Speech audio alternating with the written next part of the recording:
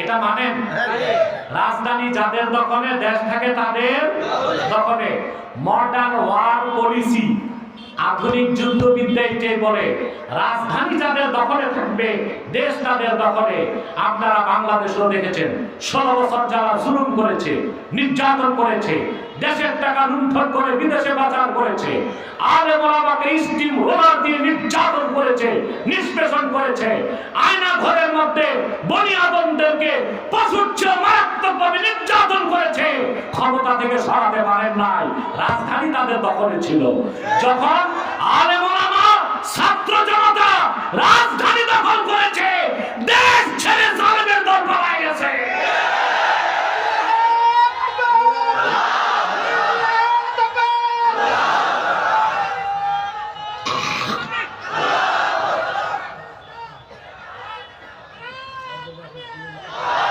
পালায় নাই এক কাপড়ে, বিনা মেকআপে।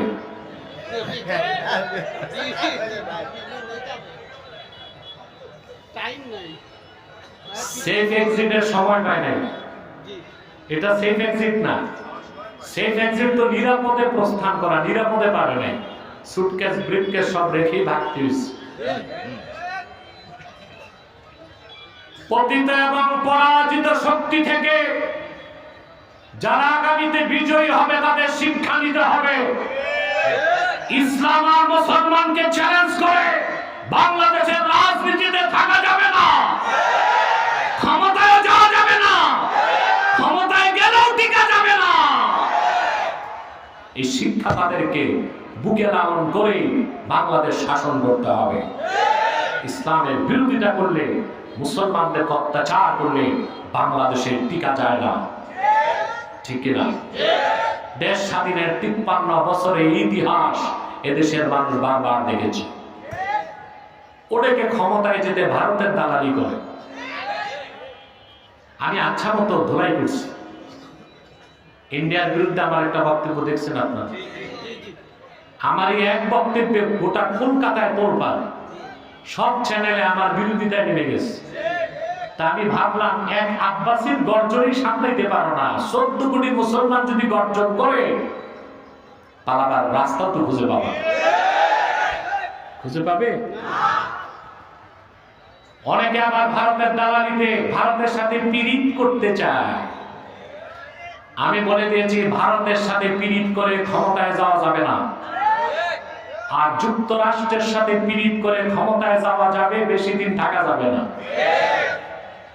আমার এই বাক্যটা বুঝেন নাই, বাড়িতে যে ভাব সম্প্রসারণ করবেন। আবার বলছি, وعلى آله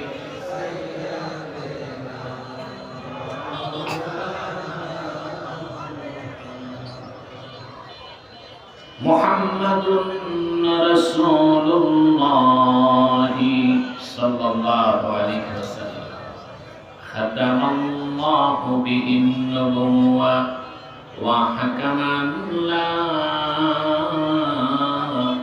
نبي بعده بلغ العلا بكماله حسنت جميع خصاله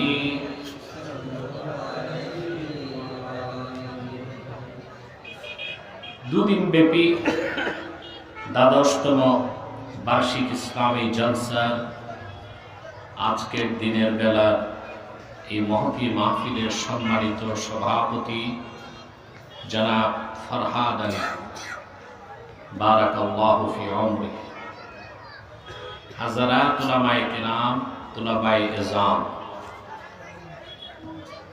প্রচন্ড ব্যস্ততার মধ্যেও আজকের এই মহতি মাহফিলে যারা উপস্থিত হয়েছেন, স্বেচ্ছায় সানন্দে স্বতঃস্ফূর্তভাবে মনের আনন্দে শুধুমাত্র কোরআনুল কারীমের দুর্বার টানে প্রবল আকর্ষণে তাদের সকলকে আমার পক্ষ থেকে হৃদয় নিংড়ানো ভালোবাসা, শুভেচ্ছা এবং অভিনন্দন জ্ঞাপন করছি।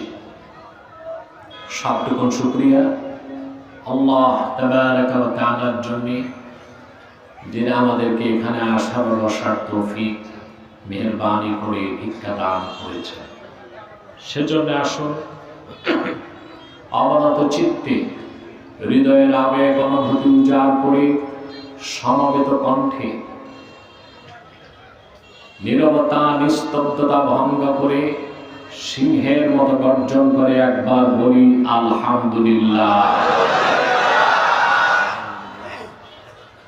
অগণিত অসংখ্য দরুদ ও সালাম আল্লাহর সৃষ্টির প্রধান আকর্ষণ, বিশ্ব সভার সভাপতি, সকল নবী রাসূলগণের মাথার তাজ, শামসুল হিদায়াত, বদরুদ দুজা, সাইয়্যিদুস সাকালাইন, ইমামুল মুরসালিন, খাতামুন নবিয়্যিন ওয়াল মুরসালিন, আফতাবে নবুওয়াত, শাহনশাহে রিসালাত, সরকারে দো জাহান, সুলতানুল মদিনা, নবিয়্যুল আম্বিয়া, হুজুরে আকরাম, নূরে মুজাসসাম, নূরুন আলা নূর, সাইয়্যিদিনা হাবিবিনা শফিঈনা মাওলানা মুহাম্মদ সাল্লাল্লাহু আলাইহি ওয়াসাল্লামের উপর আল্লাহ তাবারাকা ওয়া তাআলা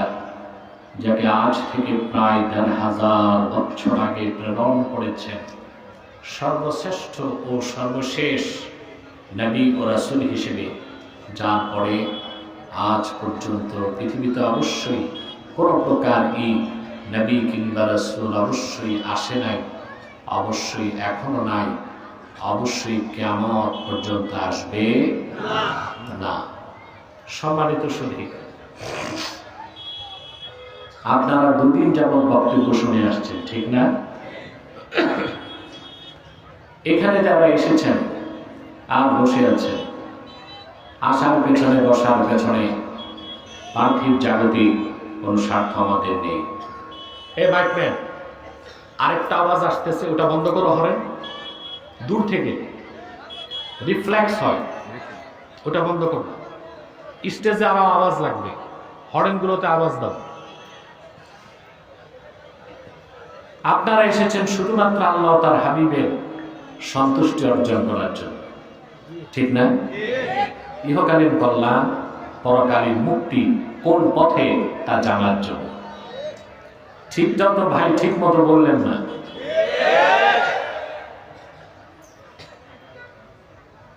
আপনারা এখানে বসেছেন, এই মাহফিলে আসার সাথে সাথে সমস্ত সগীরা গুনাহ আল্লাহ মাফ করে দিয়েছে। সাউন্ড বাড়াও।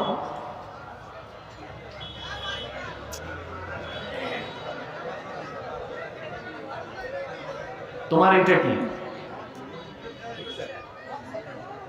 এটা 200 চাবি, ও নিজেও জানে না কোন চাবি কোন কাজে। এটা হারমোনিয়ামের মতো। বক্স ঠিক করো, মাইক তুমি ঠিক করো, আরো সাউন্ড লাগবে এখানে, আওয়াজ ডবল হবে না। সম্মানিত সুধী, আপনারা এখানে আসার সাথে সাথে আপনাদের সগীরা গুনাহগুলো আল্লাহ মাফ করে দিয়েছে। আর ধরো না, এই আর ধরবা না, মাইক পিছে যাও, 3 ফুট পিছে যাও, হাত ধরবা না, বন্ধ করো হাত পিছন। এরা কারা? মাইকম্যান উঠাও, এখান থেকে উঠাও তো, সব পাঠো, এদেরকে উঠাও।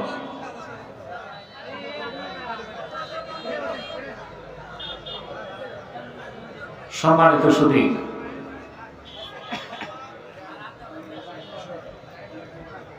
আপনাদের সগীরা গুনাহগুলো আল্লাহ মাফ করে দিয়েছেন, আপনারা খুশি হন নাই? বলেন আলহামদুলিল্লাহ। হলো না? পুরুষের কণ্ঠে বলেন আলহামদুলিল্লাহ।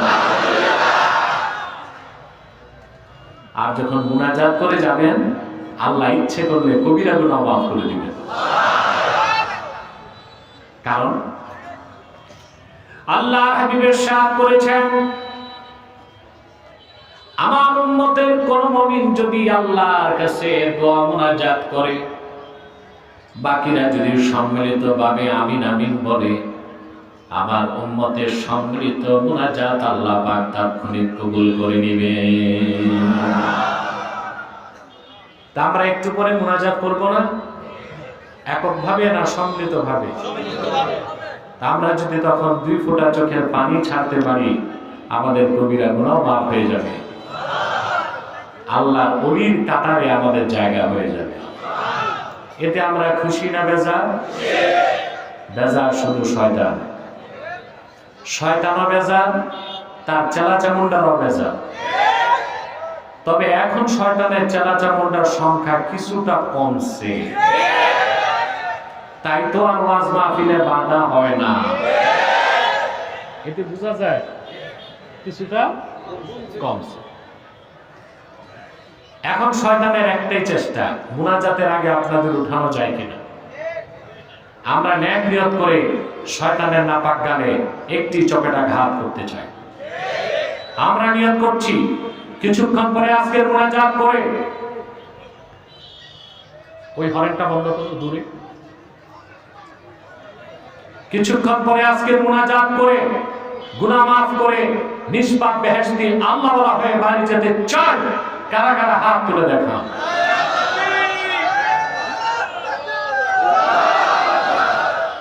আল্লাহ কবুল করুন, আল্লাহ মঞ্জুর করুন, বলুন আল্লাহুম্মা আমিন।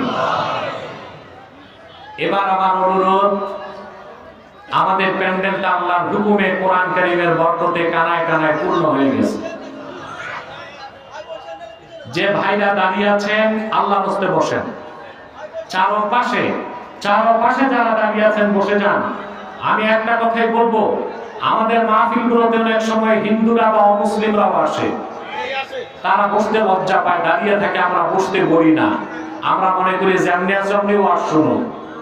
ওই রকম ছাড়া মুসলমান যারা আছেন আল্লাহর রাস্তায় বসে যান, বসেন, আর বলতে হবে না।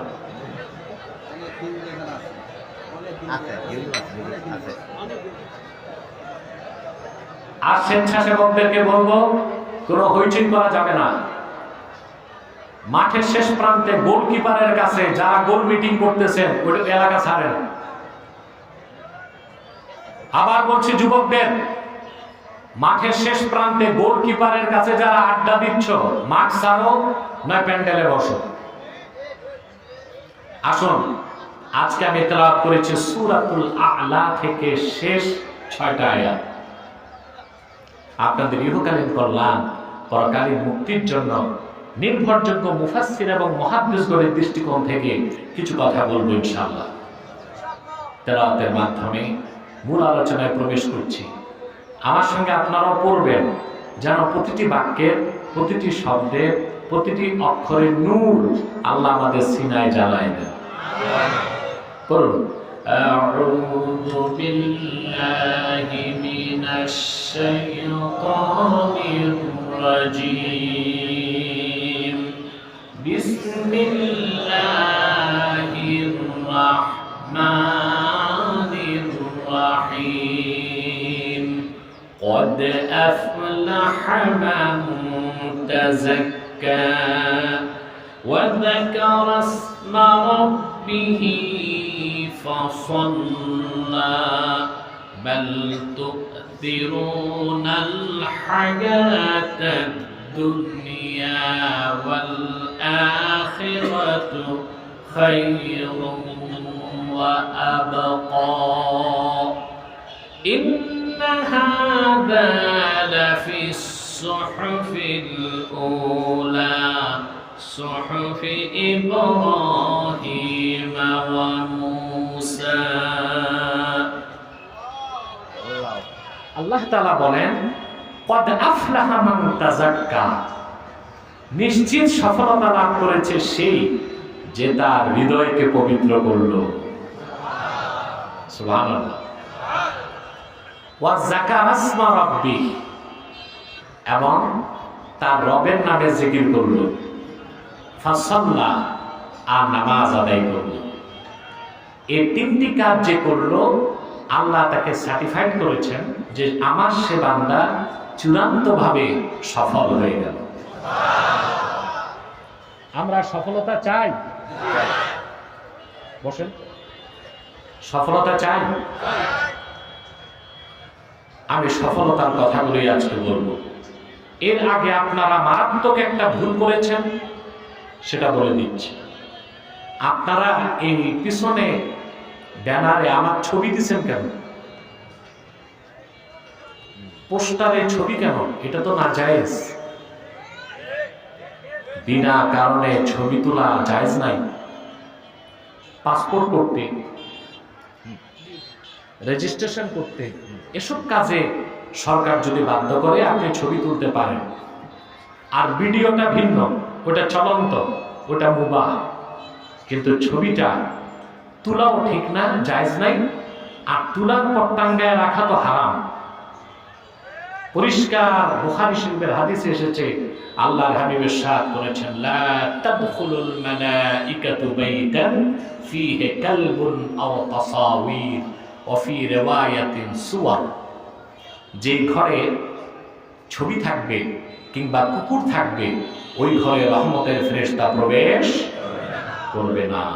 তাহলে হাদিস মোতাবেক একটা ভালো মানুষের ছবি দিচ্ছেন, কিন্তু ফেরেশতা তো ঢুকতেছে না। এই জন্য আমি স্বেচ্ছাসেবকদের বলছি, ব্যানারে যতটুকু আমার ছবি আছে এটাকে বন্ধ করো। না, ব্যানার খুলবে না, অতটুকু প্যাক করবে।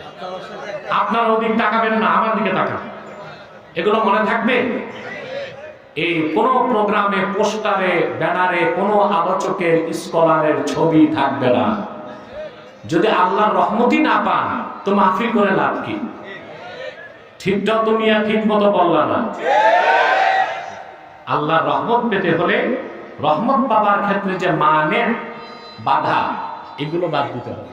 এগুলো কি করতে হবে? বাদ দিতে হবে। এটা মনে থাকবে ভাই।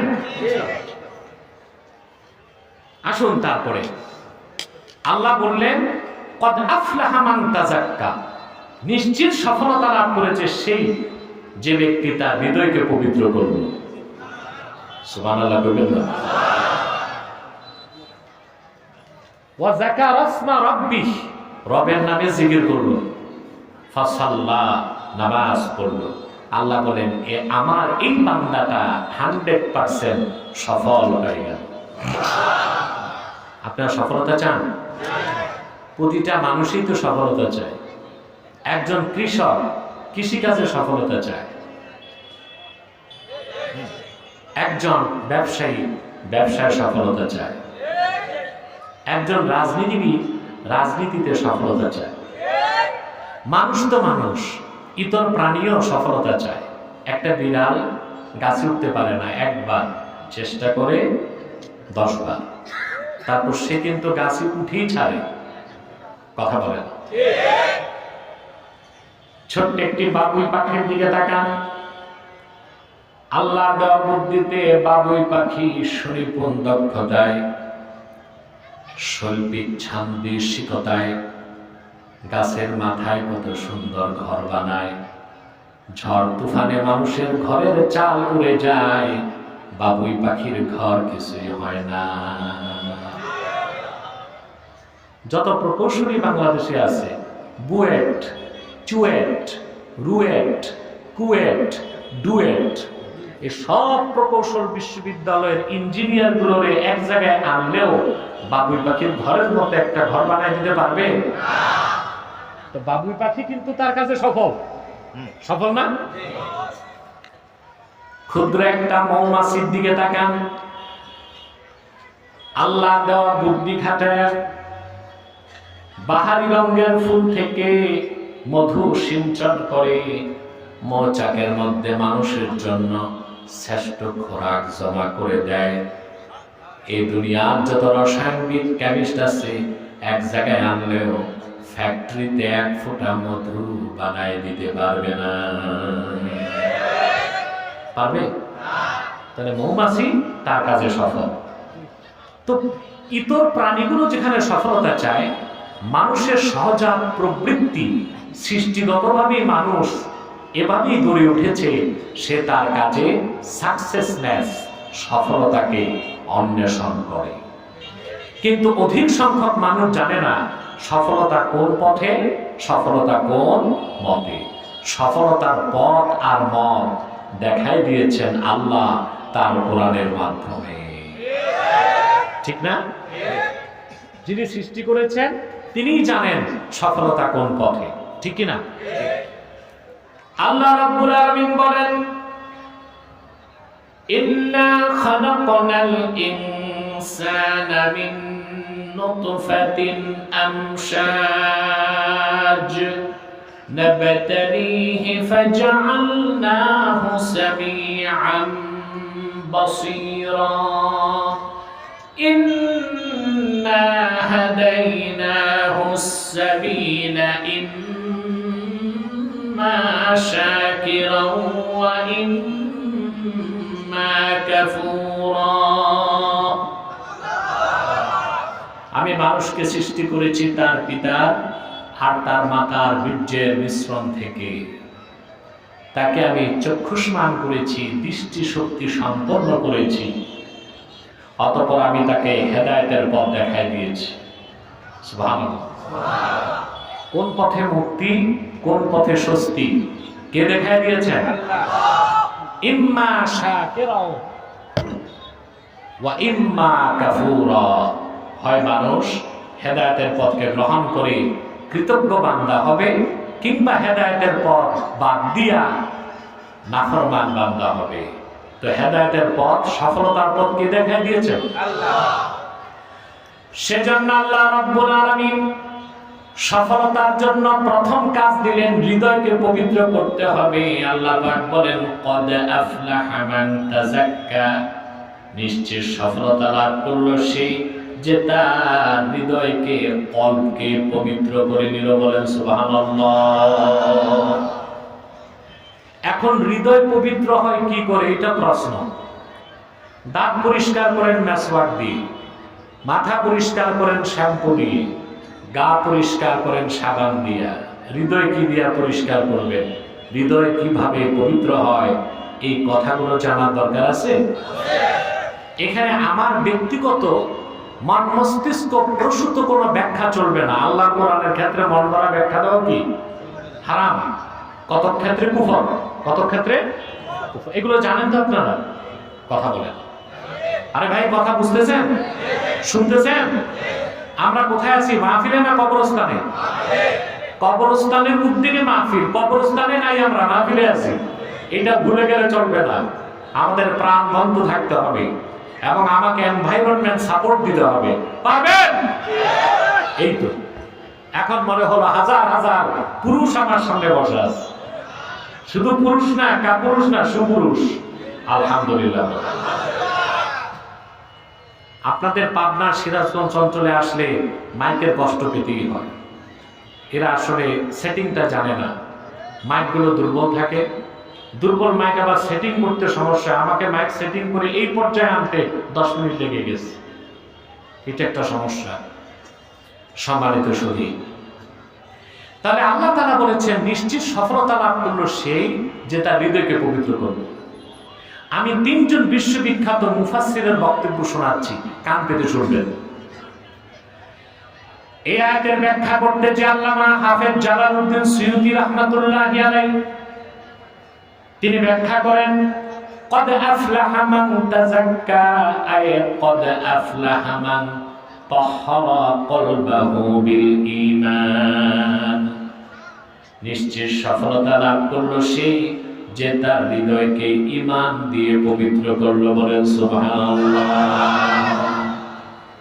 তো হৃদয় পবিত্র হয় কি দিয়ে? ঈমান দিয়ে। জোরে বলে, ঈমান দিয়ে। ঈমান দিয়ে। সুবহানাল্লাহ। আরেকজন বিখ্যাত মুফাসসির আল্লামা ইমাদউদ্দিন ইবনে কাসির রাহমাতুল্লাহি আলাইহি, নাম শুনছেন? তাফসীরুল কোরআনিল আযীমে তিনি এই আয়াতের ব্যাখ্যা করতে যে লিখেন, কদ আফলাহা মান তাযাক্কা, আয় তাহহারা কলবাহু মিনাশ শিরকি ওয়াল কুফরি ওয়াদ দানাস। নিশ্চয় সফলতা লাভ করলো সেই ব্যক্তি যে তার হৃদয়কে পবিত্র করলো শিরক থেকে, কুফর থেকে, বাতিল আকীদা থেকে, সুবহানাল্লাহ বলেন। একই কথা, দুই তাফসীরে কোনো দ্বন্দ্ব নাই। অর্থাৎ হৃদয় পবিত্র হয়, শিরক কুফর বের করলে ইমানের নূর দিয়া হৃদয়কে সাজাবে, বলেন সুবহানাল্লাহ। আরেকজন বিশ্ববরণ্য মুফাসসির ইমামে ফখরুদ্দিন রাজি রাহমাতুল্লাহি আলাইহি তিনি ব্যাখ্যা করেন, ইন্না মারাতিবা আমালিল মুকাল্লাফি সালাসা, আল্লাহর কোন বান্দার আমলের তিনটা স্তর। তার প্রথমটা হলো ইজালাতু আকাইদিল ফাসিদাতি মিনাল কলব, হৃদয় থেকে শিরক কুফর বাতিল আকীদা দূর করা। সুবহানাল্লাহ বলেন। স্টেজে কথা বলেন না। তাহলে স্পষ্ট বোঝা যায়, আপনার হৃদয়ে যখন শিরক কুফর থাকবে, আপনার হৃদয় নাপাক, আপনি অপবিত্র। আর আপনার হৃদয়ে যখন ঈমান চলে আসবে, আপনার হৃদয় পবিত্র, আপনি অপবিত্র। সুবহানাল্লাহ বলেন। হৃদয় পবিত্র, মানুষটা পবিত্র। হৃদয় অপবিত্র, মানুষটা অপবিত্র। সেজন্য কাফের মুশরিক যাদের ঈমান নাই, ওরা প্যান্ট শার্ট টাই স্মার্ট যতই হোক, ওরা অপবিত্র। ওদের হৃদয় অপবিত্র, ওরাও কি অপবিত্র। আল্লাহ তাআলা বলেছেন, ইন্নামাল মুশরিকুনা নাজাস, মুশরিকরা কাফেররা হচ্ছে নাপাক। হুকমান, এটা কি হুকমান, কিন্তু আমি বলি সব দৃষ্টিতে, হাকিকাতান মাজাজান হুকমান, সর্বাবস্থায় তারা নাপাক। হৃদয় নাপাক, মানুষ নাপাক। হৃদয় পাক, মানুষ পাক। সুবহানাল্লাহ বলবেন।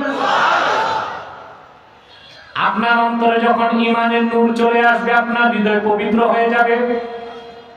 হৃদয় যখন পবিত্র হবে, আপনিও পবিত্র হয়ে যাবেন। যদি ঈমানের সাথে আপনার মৃত্যু হয়, আপনি জীবিত থাকলেও পবিত্র, মৃত্যুর পর পবিত্র। এটা আমার কথা নয়, সহিহ আল বুখারীর হাদিস। আল্লাহ হাবিবের সাথ করেছেন, সুবহানাল্লাহ, ইন্নাল মুমিনা লা ইয়ানজুসু হাইয়ান ওয়ালা মাইয়াতা। আল্লাহ মহাপবিত্র, নিশ্চয়ই আমার উম্মতের কোন মুমিন কখনো নাপাক হয় না। আল্লাহু আকবার বলেন। রাসূলুল্লাহ কি ঘোষণা দিলেন ১০০০ বছর আগে। ইন্নাল মুমিনা লা, এই সাউন্ড বাড়াও, কমে যাচ্ছে, আরেকটু বাড়াও। ইন্নাল মুমিনা লা ইয়ানজুস, নিশ্চয় মুমিন কখনো নাপাক হয় না।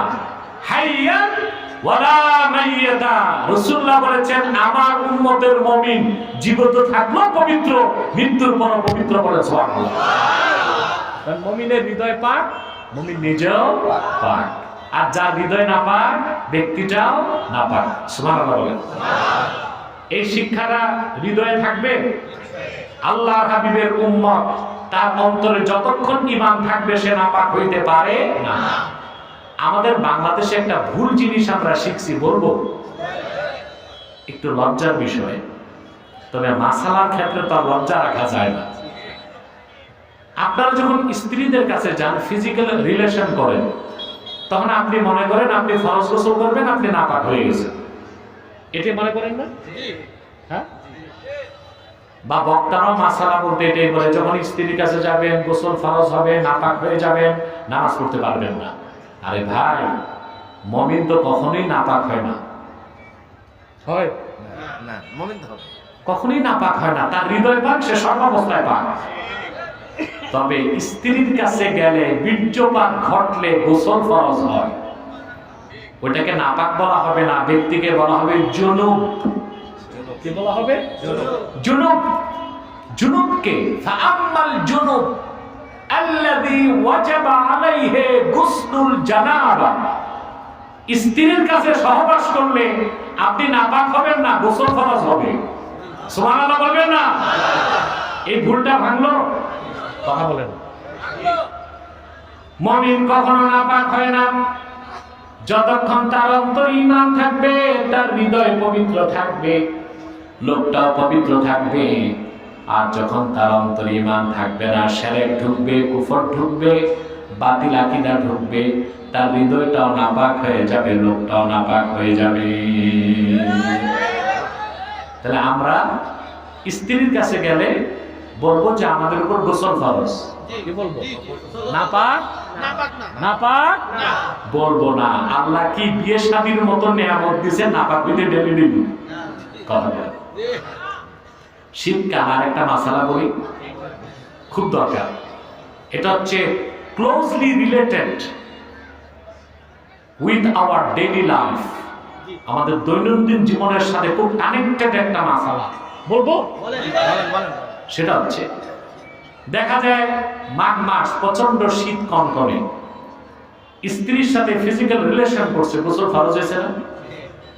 রাত 12টা বাজে উঠে এই শীতের মধ্যে কষ্ট করে পুকুরে যায় গোসল করার দরকার নেই। আপনার উপর গোসল ফরজ তখন হবে ইদা দাখালা ওয়াক্তুল ফাজরি, ফজরের ওয়াক্ত যখন আসবে তখন আপনার উপর গোসল ফরজ হবে। আর এর আগে যদি আপনি তাহাজ্জুদ পড়তে চান, কোরআন তেলাওয়াত করতে চান, ওটা ভিন্ন কথা। তখন আপনাকে গোসল করতে হবে, তারপরে কোরআন ধরতে হবে, নামাজ পড়তে হবে। এছাড়া আপনি যদি ঘুমায় যান, কোনো গুনাহ নাই। আপনার উপর ততক্ষণ গোসল ফরজ না যতক্ষণ সালাতুল ফজরের ওয়াক্ত না আসবে। সুবহানাল্লাহ। নতুবা আপনারা মাসালা বুঝেন নাই, মাঘ মাসের শীতের রাত 12টায় গোসল করে একদিন ভয়তে আর 7 দিন বউয়ের কাছে যায় না। এই মাসালাটা যে বলে দিলাম, ভালো হয়েছে না? কথা বলেন। আমার ভাইরা, অন্তরে যখন ঈমান চলে আসবে, হৃদয় পাক, হৃদয় পাক, মানুষ পাক। আল্লাহু আকবার। আল্লাহ হাবিব বলেছেন, ইন্নাল মুমিনা লা ইয়ানজুসু হাইয়ান ওয়ালা মাইয়াতা, আমার ঈমানদার উম্মত সর্বাবস্থায় পবিত্র, জীবিত থাকলেও সে পাক, মৃত্যুর পর পাক। কখনো সে নাপাক হয় না যতক্ষণ তার হৃদয়ে ঈমান থাকবে। ভাই, খুশি হইলেন না তো বড় একটা শ্বাস নিয়ে বলেন সুবহানাল্লাহ। কথাগুলো বুঝতেছেন? মনোযোগ আছে? কেউ ঘুমাচ্ছেন না তো? আমি একটু দেখি ইনভেস্টিগেশন করে, কে কে ঘুমান হাত উঠান।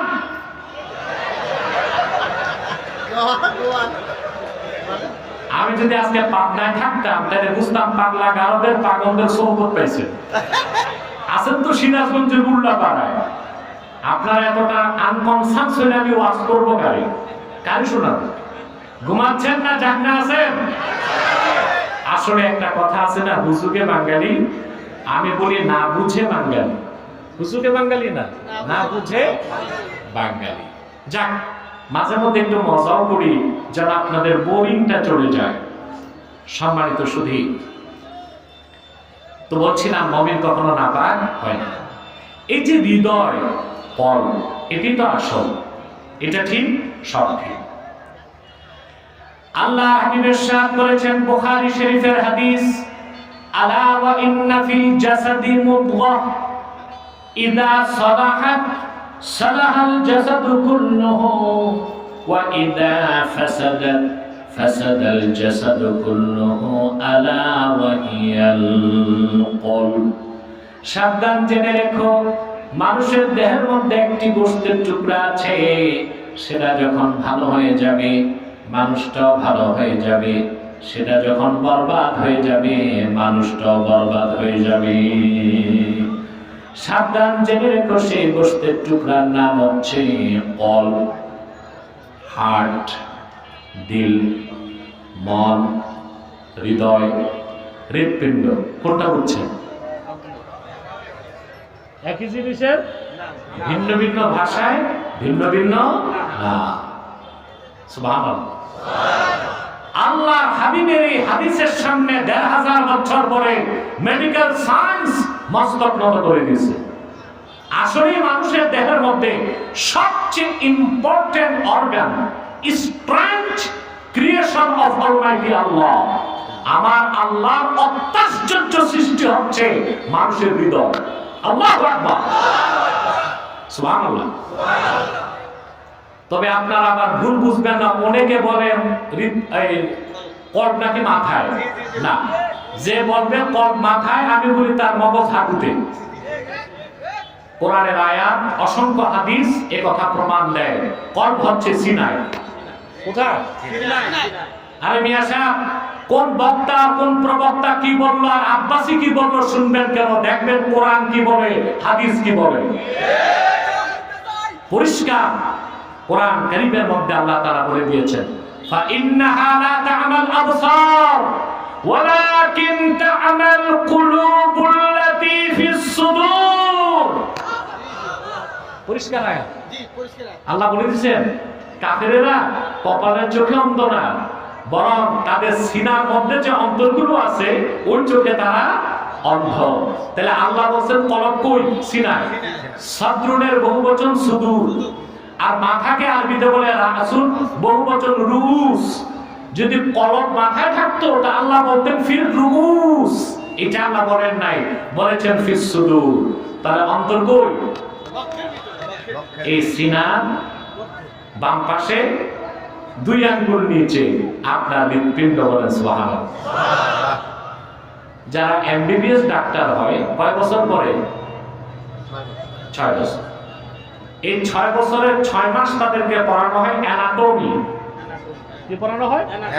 অ্যানাটমি হচ্ছে ডাক্তারকে আগে শেখানো হয় মগজ কই, চোখ কই, ফুসফুস কই, হৃৎপিণ্ড কই। তো কোন ডাক্তার এটা শেখায় না যে হৃৎপিণ্ড মাথায়, কল্প মাথায়, বলে সিনায়। আচ্ছা বলেন তো ভাই, আপনাদের যখন হার্ট অ্যাটাক করে ডাক্তারের কাছে যান, তখন অপারেশন করতে যায় মাথা কাটে না সিনা কাটে? তাহলে ভাই, মানুষ কি সুস্থ মানুষকে এমনি পাগল হয়? আমার বুঝে আসে না। আসলে এই আকীদাটা মুতাজিলাদের আকীদা। মুতাজিলাদের বিশ্বাস হচ্ছে কলব হচ্ছে মাথায়। এই সব উদ্ভট কথা বিশ্বাস করবেন না। কলব হচ্ছে সিনায়।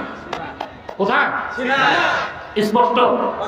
আমি কোরআন কারীম থেকে দলিল দিলাম, হাদিস থেকে দলিল দিলাম, কথিত বিজ্ঞান থেকেও দলিল দিলাম। এবার আপনার দলিল আপনি খুঁজে পাবেন। আপনি বাম বুকের 2 আঙ্গুল নিচে আঙ্গুল লাগান। আওয়াজ হচ্ছে? ঠিক ঠিক করে। এই যে আপনি আওয়াজ পান না, অন্তরের আওয়াজকে মেডিকেল সায়েন্স বলে লাভ ডাব, লাভ ডাব, লাভ ডাব। আমি বলি লাভ ডাব বলে না, বিজ্ঞান ভুল শুনছে, বলে রাব রাব রাব। সুবহানাল্লাহ। মানুষের দেহের মধ্যে হৃৎপিণ্ড আল্লাহর কত আশ্চর্য সৃষ্টি। মেডিকেল সায়েন্স বলে মায়ের পেটে যখন সন্তানের বয়স থাকে মাত্র 4 মাস, তখন থেকে হৃৎপিণ্ড চালু হয়। সিস্টল, ডায়াস্টল, সংকোচন, সম্প্রসারণের মাধ্যমে হার্ট কম্পন করে। 1 বার 2 বার নয়, আল্লাহর হুকুমে 1 মিনিটে 72 বার। বলেন সুবহানাল্লাহ। কতবার? 72 বার। সিস্টল এন্ড ডায়াস্টল, সংকোচন, সম্প্রসারণ। সারা দেহে রক্ত ছড়ায় দেয়, আবার রক্তকে নিয়ে ফুসফুসে দিয়ে কার্বন ডাই অক্সাইডকে আলাদা করে। সুবহানাল্লাহ বলেন। আবার রক্তকে ফুসফুসে নিয়ে অক্সিজেন মিশায়, তারপর কোষে কোষে পৌঁছে দেয়। এই কাজগুলো করে হৃৎপিণ্ড। আল্লাহ হাবিব যে কথা বলেছেন হাদিসে 1000 বছর আগে, বিজ্ঞান 1000 বছর পরে তা মস্তক পেতে মেনে নিয়েছে। বলেন সুবহানাল্লাহ। আপনার দেহের মূল হচ্ছে হার্ট। মূল কি?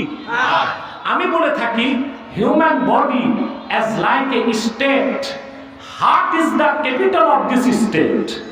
মানুষের দেহটা যদি হয় একটা রাষ্ট্রের মতো, হৃৎপিণ্ড হচ্ছে সেই রাষ্ট্রের রাজধানীর মতো। সুবহানাল্লাহ কইবেন না ভাই? সেজন্য বলা হয়ে থাকে রাজধানী যার দখলে, দেশ তার দখলে। এটা মানেন? রাজধানী যাদের দখলে, দেশ থাকে তাদের দখলে। মডার্ন ওয়ার পলিসি, আধুনিক যুদ্ধবিদ্যা এটাই বলে রাজধানী যাদের দখলে থাকবে, দেশ তাদের দখলে। আপনারা বাংলাদেশেও দেখেছেন 16 বছর যারা জুলুম করেছে, নির্যাতন করেছে, দেশের টাকা লুণ্ঠন করে বিদেশে পাচার করেছে, আলেম ওলামাকে স্টিম রোলার দিয়ে নির্যাতন করেছে, নিষ্পেষণ করেছে, আয়না ঘরের মধ্যে বনি আদমদেরকে পশুর চেয়ে মারাত্মকভাবে নির্যাতন করেছে, ক্ষমতা থেকে সরাতে পারেন নাই। রাজধানী তাদের দখলে ছিল। যখন আলেম ওলামা, ছাত্র জনতা রাজধানী দখল করেছে, দেশ ছেড়ে জালেমের দল পালায় গেছে।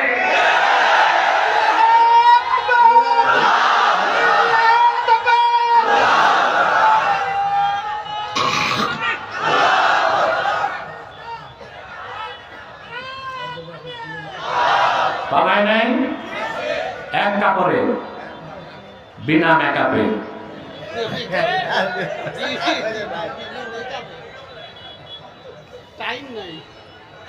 সেফ এক্সিটের সময় পায় নাই। এটা সেফ এক্সিট না। সেফ এক্সিট তো নিরাপদে প্রস্থান করা, নিরাপদে পারে নাই। সুটকেস ব্রিফকেস সব রেখেই ভাগতে হয়েছে। পতিত এবং পরাজিত শক্তি থেকে যারা আগামীতে বিজয়ী হবে তাদের শিক্ষা নিতে হবে। ইসলাম আর মুসলমানকে চ্যালেঞ্জ করে বাংলাদেশের রাজনীতিতে থাকা যাবে না, ক্ষমতায় যাওয়া যাবে না, ক্ষমতায় গেলেও টিকা যাবে না। এই শিক্ষা তাদেরকে বুকে লালন করে বাংলাদেশ শাসন করতে হবে। ইসলামের বিরোধিতা করলে, মুসলমানদের অত্যাচার করলে বাংলাদেশে টিকা যায় না, ঠিক কিনা? দেশ স্বাধীনের 53 বছরের ইতিহাস এদেশের মানুষ বারবার দেখেছে। ওটাকে ক্ষমতায় যেতে ভারতের দালালি করে। আমি আচ্ছা মতো ধোলাই করছি। ইন্ডিয়ার বিরুদ্ধে আমার একটা বক্তব্য দেখছেন আপনারা।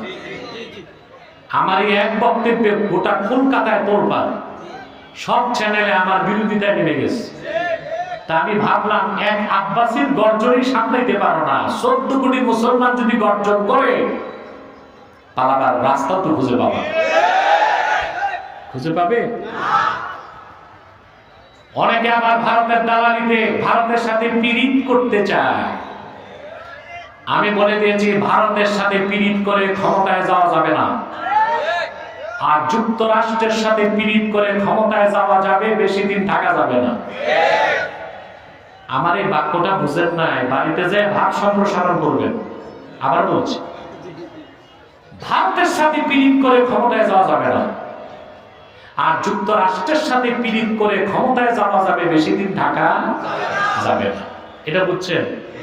তার মানে কোন দেশের দালালি চলবে না, কোন দেশের দালালি চলবে না। বাংলাদেশ স্বাধীন রাষ্ট্র, এই দেশের 14 কোটি মুসলমানের সিদ্ধান্ত নিয়ে কারা ক্ষমতায় যাবে, কারা থাকবে, কারা যাবে না, কারা থাকবে না।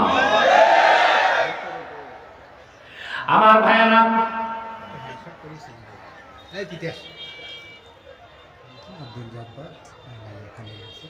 কি করেন?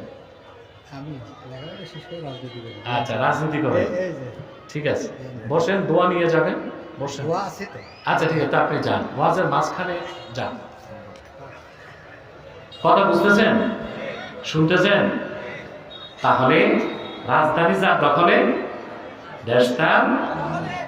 দেখেন নাই, বাশার আল আসাদ সিরিয়াতে 11 বছর নির্যাতন করছে। 5 লক্ষ মানুষ যুদ্ধে নিহত হয়েছে 11 বছরে। 1,20,00,000 মানুষ শরণার্থী হয়েছে। বাশার আল আসাদ হচ্ছে কমিউনিস্ট, নাস্তিক এবং শিয়া মতবাদে বিশ্বাসী। এই জন্য টার্গেট করে করে হাজার হাজার সুন্নি আলেমকে সিরিয়া দেশে হত্যা করেছে। যখন হায়া তাহরির আশ-শাম জিহাদের পথকে বেছে নিয়েছে, প্রথম দখল করলো তারা আলেপ্পো, তারপর হামা, তারপর দামেস্ক। রাজধানী দখল হয়েছে, বাশার আল আসাদ সপরিবারে রাশিয়া ভাগছে।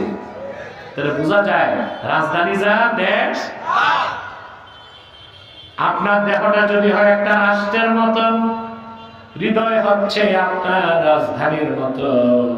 শয়তান ভালো করে জানে রাজধানী দখল করলে দেশ দখল করা যায়। সেজন্য সে মানুষের মাথা, নাক, কান, চোখ দখল করে না, মানুষের অন্তর দখল করে। আল্লাহ হাবিব বলেছেন, আশ-শায়তানু জাসিমুন আলা কলবি বানি আদম ইদা যাকারা ফাখালাসা ওয়া ইদা গাফালা ফাওয়াসওয়াসা। শয়তান মানুষের অন্তরে আসন গেড়ে বসে যায়। যখন বান্দা আল্লাহর জিকির করে শয়তান পালায় যায়, আর যখন আল্লাহর জিকির থেকে বান্দা গাফেল হয়, শয়তান ওয়াসওয়াসা দিতে থাকে। তার সব কথার মূল কথা আল্লাহ বলেছেন, ক্বাদ আফলাহা মান তাযাক্কা। সেই সফল যে তার হৃদয় পবিত্র করলো। হৃদয় পবিত্র, মানুষ পবিত্র। হৃদয় অপবিত্র, মানুষটাও অপবিত্র। হৃদয় পবিত্র হবে কিভাবে? যখন আপনি শিরক কুফর দূর করে ইমানের নূর দিয়া অন্তরকে সাজায় ফেলবেন। বলেন আল্লাহুম্মা আমিন। আপনারা আবার মুসলমানেরা জেনে না জেনে, ইচ্ছায় অনিচ্ছায় অনেক সময় শিরক আর কুফর করেন। কান পেতে শুনে রাখেন, ইন্নাল কুফরা জিদ্দুল ঈমান। কুফর হচ্ছে ঈমানের বিপরীত। আপনার অন্তরে যখন কুফর বা শিরক ঢুকবে, ওখানে ওই নাপাক অন্তরে ঈমান ঢুকতে পারে না। আর যখন আপনার অন্তরে ঈমান চলে আসবে, সেই পবিত্র অন্তরে শিরক কুফর ঢুকতে পারে না। তার মানে শিরক আর কুফর করলে ঈমান থাকে না, ব্যক্তি কাফের হয়ে যায়। কি হয়ে যায়? আমার মুসলমান ভাইয়েরা, একটি সুসংবাদ দিয়ে যাই। সিরাজগঞ্জবাসী কান পেতে শুনবেন, সারা জীবন মনে রাখবেন। আপনি যত যাই করুন, জীবন চলে গেল, শিরক আর কুফর করবেন না। যত বড় আপনি গুনাহগার হন না কেন, যদি আপনার অন্তরে শিরক কুফর না থাকে, আমলনামায় যদি শিরক আর কুফর না থাকে, ঈমান নিয়ে যদি মৃত্যু হয় আপনার, আপনার হাসর হবে উম্মতে মুহাম্মাদী পরিচয়ে। আপনার জায়গা হবে মুসলমানদের কাতারে। আপনার আমলনামায় যদি একটা শিরক কুফর না থাকে, যত বড় গুনাহগার আপনি হন, ইচ্ছে করলে আল্লাহ বিনা তওবায় মাফ করে বেহেশত দিয়ে দিবেন। আর যদি শাস্তিও দেন, শাস্তির পর অবশ্যই বেহেশত পাবেন। বুখারী শরীফের হাদিস, ফাহুয়া ইলাল্লাহ ইন শাআ আফা আনহু ওয়া ইন শাআ আযাবাহু। উম্মতে মুহাম্মাদের কোন ঈমানদার যদি গুনাহগার অবস্থায় মারা যায়, কিন্তু ঈমান আছে সাথে, কি আছে? সে যত বড় গুনাহগার হোক, আল্লাহ তাকে মাফ করে দিবেন। শাস্তি না দিয়েও বেহেশত দিতে পারেন, শাস্তির পর বেহেশত দিতে পারেন। শর্ত হচ্ছে মৃত্যু হতে হবে ঈমানের সাথে। অপরদিকে আপনার যদি ঈমান না থাকে, থোদায় কয়খান দাড়ি, মাথায় একখান টুপি, 2-4 রাকাত নামাজ আছে, দান সদকা আছে, কিন্তু ইচ্ছায় বা অনিচ্ছায় আমলনামায় একটা যদি শিরকে আকবার, বড় শিরকের গুনাহ থাকে, কুফরির গুনাহ থাকে, আপনার হাসর হবে কাফের বা মুশরিক হিসেবে। আপনি কোনোদিনও বেহেশতে যেতে পারবেন না। আল্লাহ তাআলা কি বলেন? মেয়ে সাওয়াল যখন চলে আসছে, মুখ ঢেকেই তো বসে আছে, অমনি বসে থাক, পুরুষরা কেউ তাকাবেন না। মহিলাদের জন্য আসলে প্যান্ডেল করা দরকার ছিল, তো মা বোনরা বসে গেছে, চলে আসছে। এখন মা বোনরা তো আর কুকুর বিড়ালের মতো নাপাক না যে আমরা তাড়াই দিব। এসে গেছে তো বসে থাক, মুখগুলো ঢেকে রাখো।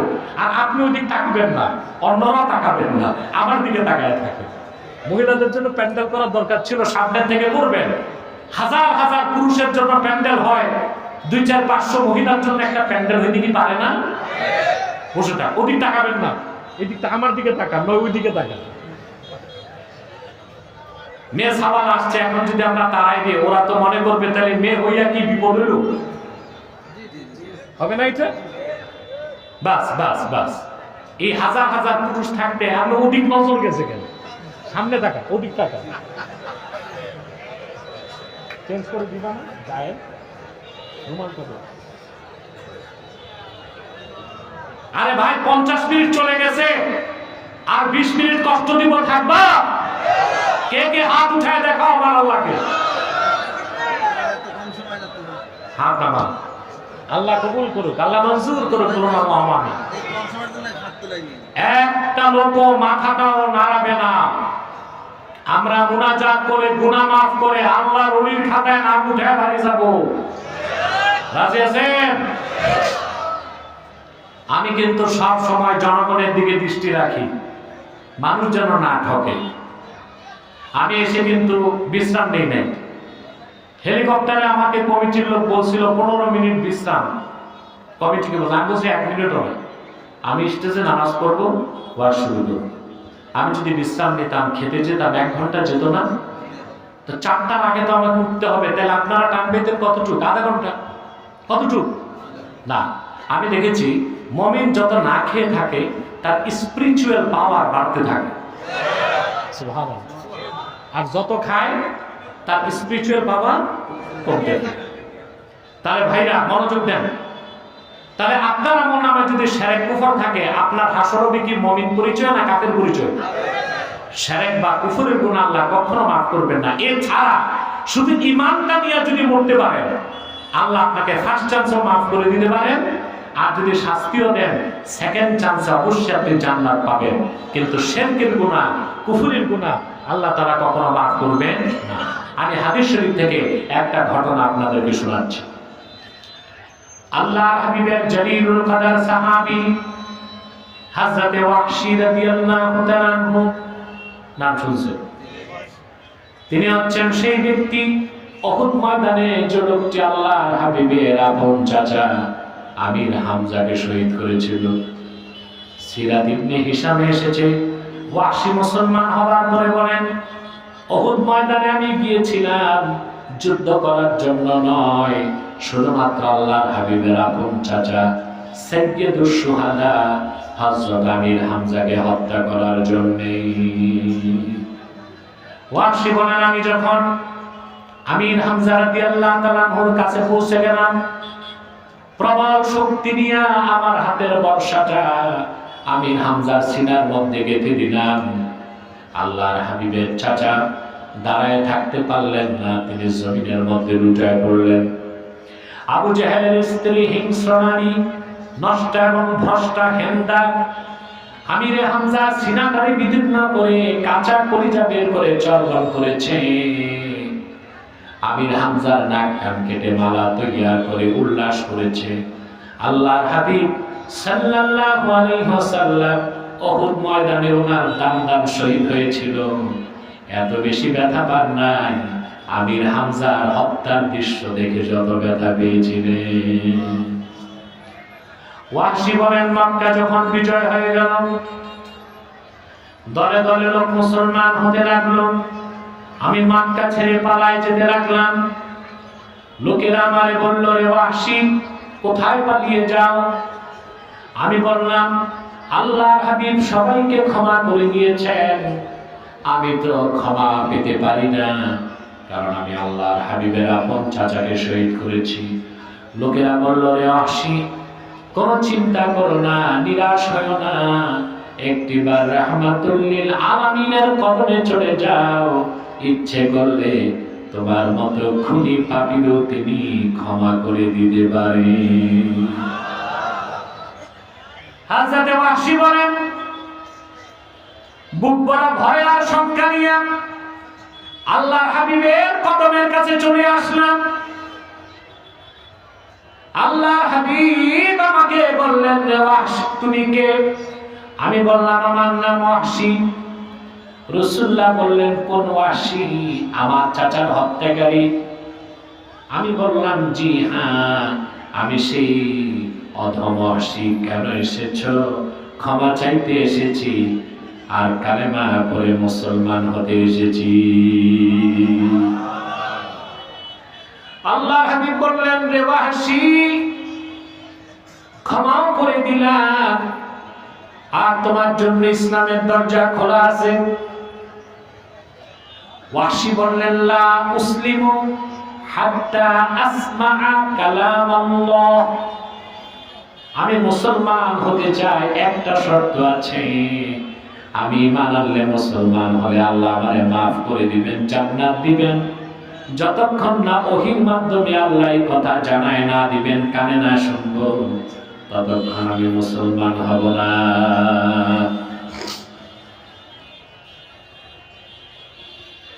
হাদিস সাক্ষ্য দেয়, সঙ্গে সঙ্গে কোরআনের আয়াত নাযিল হয়ে গেল। সুবহানাল্লাহ বলবেন। আল্লাহ রাব্বুল আলামিন ঘোষণা করলেন, ওয়াল্লাযীনা লা ইয়াদউনা মা'আল্লাহি ইলাহান আখারা ওয়া লা ইয়াকতুলুনান নাফসাল্লাতী হারামাল্লাহু ইল্লা বিল হাক্কি ওয়া লা ইয়াজনুন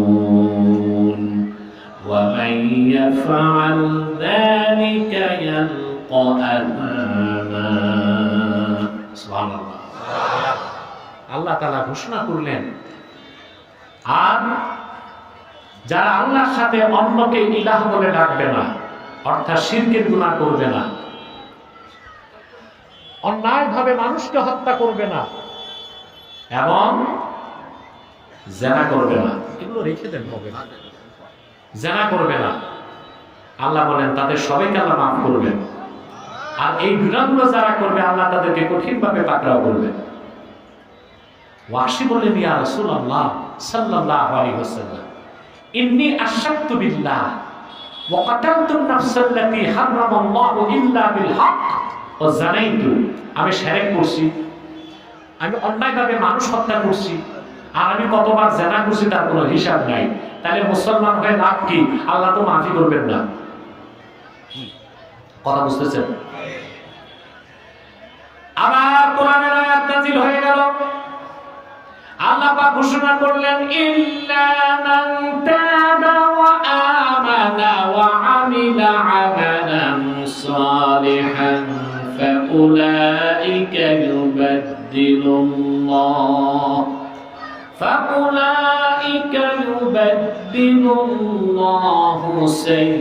সাইয়্যাতিহিম হাসানাত ওয়া কানা আল্লাহু গফুরার রহিমা। আল্লাহ রাব্বুল আলামিন ঘোষণা করে দিলেন, স্টেজটা কন্ট্রোল করেন না, এটা কথাবার্তা উঠা নামা বন্ধ করেন, মনোযোগ তো বারবার নষ্ট হয়ে যায় আমার। আল্লাহ রাব্বুল আলামিন বলেন, তবে হ্যাঁ, যে ব্যক্তি, যারা সুবহানাল্লাহ, যে ব্যক্তি তওবা করবে, ঈমান এনে হৃদয়কে পবিত্র করে দিবে, নেক আমল করবে, আল্লাহ পাক বলেন এই রকম প্রত্যেক ব্যক্তির জীবনের গুনাহ মাফ করে তাদের গুনাহগুলোকে আল্লাহ সওয়াবের দ্বারা বদল করে দিবে। ওয়াহশী বললেন, ইয়া রাসূলুল্লাহ সাল্লাল্লাহু আলাইহি ওয়াসাল্লাম, এখনো আমি মুসলমান হইতে পারতেছি না। আল্লাহ হাবিব বললেন, কেন? তো তিনি বললেন, কারণ হচ্ছে ইন্নী আরা ফীহি শারতান, আমি তো এখানে শর্ত পাইছি। আল্লাহ বলেছেন ঈমান আনার পর নেক আমল করতে হবে। আমার ঈমান আনবো, আমি শিরক কুফর বাদ দেব, মুসলমান হব, কিন্তু নেক আমল করতে পারবো এই ভরসা আমার নাই। সুবহানাল্লাহ কইবেন না? আবার আল্লাহর পক্ষ থেকে আয়াত নাযিল হয়ে গেল, ইন্নাল্লাহা লা ইয়াগফিরু আন ইউশরাকা বিহি ওয়া ইয়াগফিরু মা দুনা যালিকা লিমান ইয়াশা। নিশ্চয় আল্লাহ রাব্বুল আলামিন শিরকের গুনাহ, কুফরের গুনাহ কখনো মাফ করবেন না। এছাড়া বান্দা যত বড় গুনাহগার হোক, আল্লাহ যাকে চান তারে মাফ করে দিবেন। ওয়াহশী বললেন, ইয়া রাসূলুল্লাহ সাল্লাল্লাহু আলাইহি ওয়াসাল্লাম, এখনো তো আমি মুসলমান হতে পারতেছি না। আল্লাহ হাবিব বলেন, কেন? তিনি বলেন, আল্লাহ বলেছেন ইয়াগফিরু লিমান ইয়াশা, যাকে চান তারে মাফ করবেন। আমার ক্ষেত্রে যদি আল্লাহ না চান, সুবহানাল্লাহ, আমার ক্ষেত্রে যদি আল্লাহ না চান, এবার আল্লাহর পক্ষ থেকে চূড়ান্ত সিদ্ধান্ত নাযিল হয়ে গেল, কুল ইয়া ইবাদিয়াল্লাযীনা আসরাফু আলা আনফুসিহিম লা তাকনাতু মির রাহমাতিল্লাহ ইন্নাল্লাহা ইয়াগফিরুয যুনুবা জামিআ ইন্নাহু হুয়াল গফুরুর রহিম। আল্লাহ ডেকে বললেন, হাবিব, আপনি ডাক দিয়ে বলুন, হে আমার বান্দারা,